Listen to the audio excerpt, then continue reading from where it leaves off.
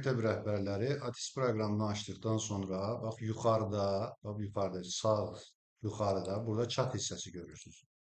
Chat hissəsinin üzərinə vuranda belə bir hissə açılır. Yeni mesaj yerini açırsınız.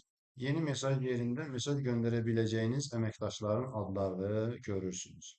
Ən aşağıda hansı sektor sunucusu, o sektorun admini görülür. Birinci dəqiqləşməni bu hissədən aparmalısınız. Ora yönləndirməlisiniz mesajlarınızı. Sonra həmin cədvəllə bağlı və yaxud da suallarınızla bağlı üst rəhbər qurumda çalışanların hər hansı birisinə mesaj göndərə bilərsiniz. Seçirsiniz. Sonra buraya mesajınızı yazırsınız. Salam, müəllim, jurnal, qeyd olundu.